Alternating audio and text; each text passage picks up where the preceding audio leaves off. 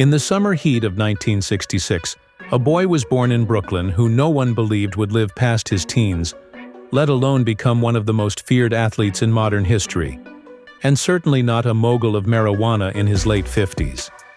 That boy, Michael Gerard Tyson, emerged from a life of poverty, violence, and crime to become not just the youngest heavyweight champion in history, but a cultural hurricane that blew through the world of boxing, Hollywood, entrepreneurship, and beyond. By the time Tyson was 20, he had knocked out veterans with terrifying ease and collected championship belts like tokens, raking in over $400 million throughout his career. But the wild fortune didn't last. Bankruptcy came crashing down in 2003, debts soaring past $23 million, and Tyson found himself not only broke, but publicly humiliated. Today, in August 2025, at 59 years old, Mike Tyson is not just alive, he's thriving. His net worth, now hovering around $25 million, is no longer built on punch-for-pay matches, but from something no one could have predicted: cannabis.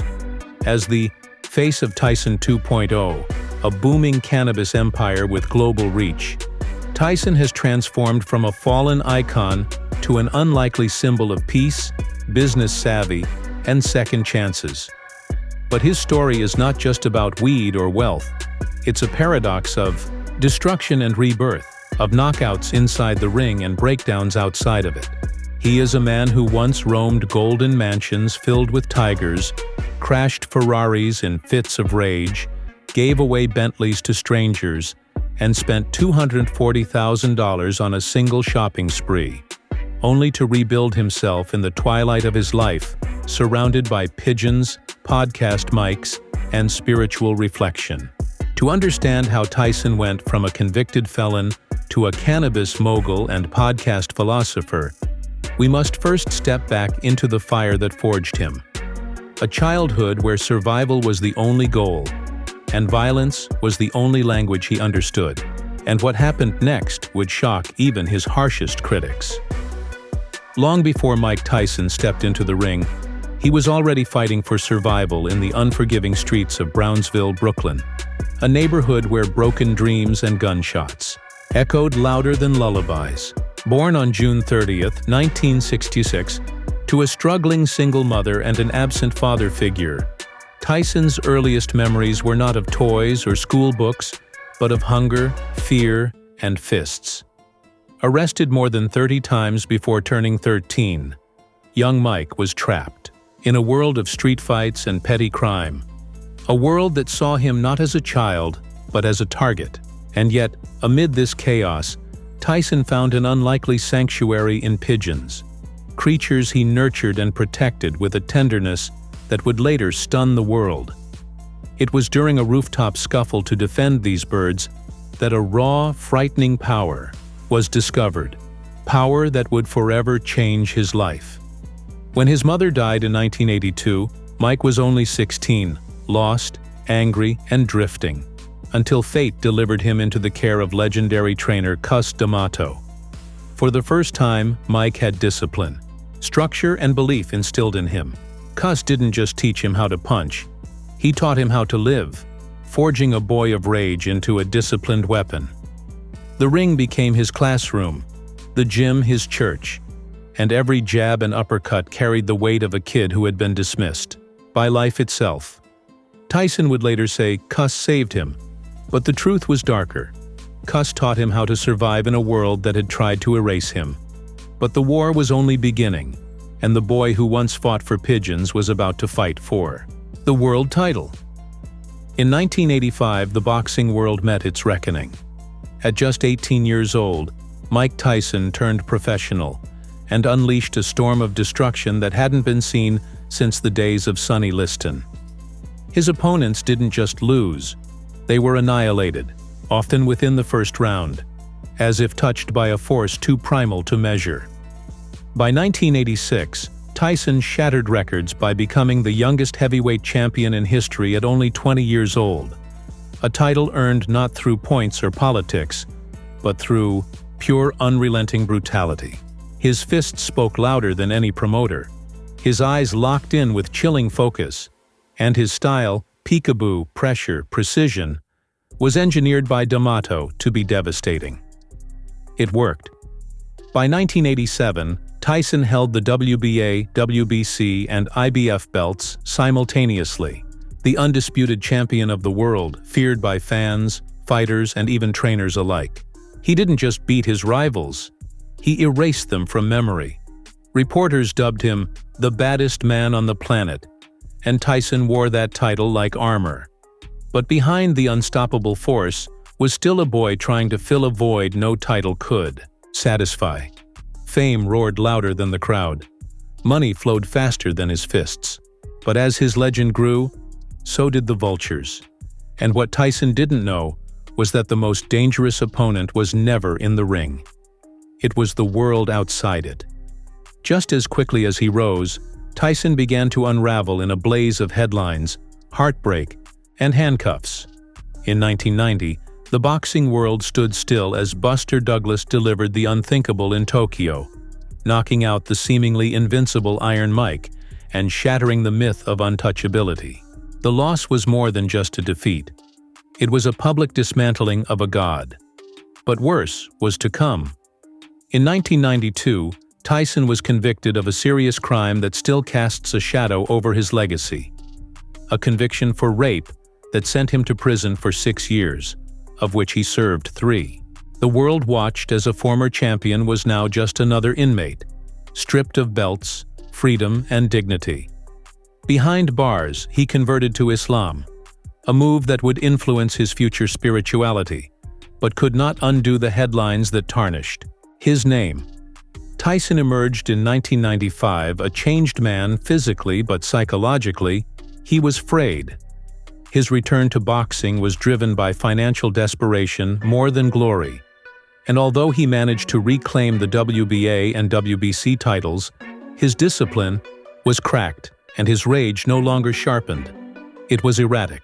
What followed wasn't redemption, but infamy. And the worst was yet to come. A bite that would shock the world. In 1997, the world watched in disbelief as Mike Tyson, already a controversial icon, crossed a line no fighter had dared before. During a heated rematch with Evander Holyfield, Tyson, frustrated by repeated headbutts and mental instability, bit off a chunk of Holyfield's ear in one of the most infamous moments in sports history. The act was not only grotesque but symbolic. Tyson wasn't just losing control. He was falling apart in front of millions. Disqualified, fined $3 million, and suspended from boxing, Tyson's career careened into chaos. Despite his disqualification, Tyson continued to draw massive crowds. His 2002 fight against Lennox Lewis generated over $100 million, but it also marked the end of any serious claim to greatness in the ring. By 2005, Tyson retired for good, bruised not just in body, but in legacy. His record stood at 50 wins, 44 by knockout. But the numbers couldn't hide the truth. Tyson had become a symbol of wasted potential, a tragic hero undone by fame, fortune, and fury. The man who once terrorized the heavyweight division had now become a cautionary tale. But Tyson's story didn't end in the ring. In fact, his strangest and most surprising chapter was just about to begin. After retirement, Mike Tyson did what few disgraced athletes have ever done. He reinvented himself into something completely different and oddly beloved. Gone was the predator of the ring, and in his place emerged a pop culture oddity who made audiences laugh, cry, and think. From his hilarious appearances in the Hangover franchise to the animated spoof Mike Tyson Mysteries, he embraced the absurdity of his public image. But the biggest twist came on stage. A one-man Broadway show called Undisputed Truth, directed by Spike Lee, where Tyson bared his soul in front of packed theaters. His honesty was raw, his charisma disarming, and for the first time, the public saw not the monster, but the man. He launched Hotboxing with Mike Tyson, a wildly popular podcast where, surrounded by celebrities and clouds of cannabis, He spoke with a wisdom that was both shocking and moving. Gone were the angry rants, replaced by philosophical musings about life, pain, and personal growth. Tyson's voice, once feared, now calmed audiences. But perhaps the biggest surprise wasn't his words. It was his business acumen. Because while many laughed at Tyson, he was quietly building an empire. From weed. In the unlikeliest of entrepreneurial pivots, Mike Tyson went from heavyweight champion to heavyweight cannabis mogul with the creation of Tyson 2.0, a global marijuana brand that has redefined his financial legacy. What began as a personal endorsement quickly ballooned into a multi-million-dollar enterprise, with Tyson as its unapologetic face, often smiling, smoking, and speaking about the plant's role in healing trauma and rage. Far from a gimmick, Tyson 2.0 has expanded into edibles, pre-rolls, merch, and international markets, leveraging Tyson's notoriety and newfound peace to become one of the fastest-growing cannabis brands in the world. He frequently refers to cannabis as the medicine that helped him evolve, describing it as the reason he's no longer a violent man. Tyson's branding is raw, authentic, and surprisingly spiritual. His ranch in California, once rumored to be a resort for cannabis-themed tourism, is a symbol of how far he's come, from prison cells to profitable fields. He doesn't pretend to be a conventional businessman. He owns his past, smokes his product, and speaks his truth. And that authenticity is what sells. In a world of fake influencers, Tyson 2.0 feels real, and that's what makes it unstoppable. At the peak of his fame, Mike Tyson lived like a king, until the crown burned through his fortune. He once owned a 9,500-square-foot Ohio mansion, adorned with gold-plated sinks, a nightclub, and even a tiger enclosure, a home so outrageous it now sits abandoned like a mausoleum of decadence. He had over 100 luxury cars including Rolls-Royce Ghosts and Cullinans, a Bentley Continental SC, only 73 ever made, a Ferrari 456 GT Spider, just 2 in existence, and even a Lamborghini Super Diablo Twin Turbo worth nearly $200,000. Tyson didn't just buy cars, he gave them away. He once handed a stranger a $180,000 Bentley at a nightclub without blinking. In another wild spree, he spent $240,000 on clothes in one day. His generosity bordered on reckless insanity.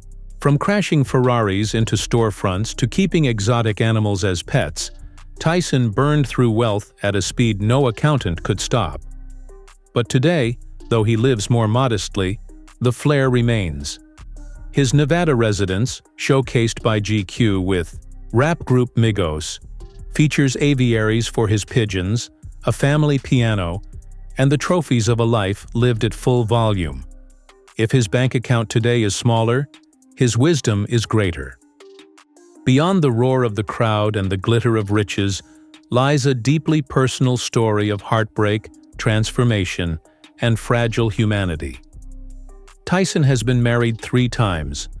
His first to actress Robin Givens ended in scandal, infamously highlighted by a televised interview where she called their marriage pure hell as Tyson sat silently beside her. His second marriage to Monica Turner, a pediatrician, gave him 2 children but ended in 2003. In 2009, he married Lakeha Kiki Spicer, who remains his wife today and a stabilizing presence in his life. But his greatest tragedy came that same year with the loss of his 4-year-old daughter Exodus in a horrific treadmill accident. Tyson was shattered. The man who had faced every kind of violence crumbled in tears. It was a wake-up call. He turned inward, reevaluated fatherhood, and embraced his Muslim faith. Though he never changed his name, Tyson completed the Umrah pilgrimage twice, once in 2010 and again in 2022, accompanied by none other than DJ Khaled. For Tyson, religion was not for show. It was a lifeline, helping him navigate a world that had cheered for his violence but never helped him find peace. And now, he walks with both scars and serenity. In 2020, at age 54, Tyson stunned fans with an exhibition match against Roy Jones Jr., a fight that ended in a draw, but proved something far more important. The fire in Iron Mike never died. Then, in 2024, the spectacle reached new heights when he stepped into the ring with YouTuber-turned-boxer Jake Paul and walked away with a $20 million paycheck. At 59 years old, Tyson isn't chasing titles. He's chasing evolution. He remains active in media, business, and culture, a man who once crushed skulls, now crushing podcasts and cannabis sales with equal force. His legacy isn't one of perfection, but perseverance. He's a paradox, brutal yet tender, ruthless yet philosophical, a man who fell harder than most but got back up more times than anyone expected. His life has been a storm: prison, addiction, lawsuits, violence, redemption, spirituality. But through it all, he remains standing. Tyson once said, "Everyone has a plan until they get punched in the mouth." Life hit him harder than any opponent. And yet, here he is in 2025, not a cautionary tale, but a living legend. His story isn't just about boxing, it's about survival, and it's far from over.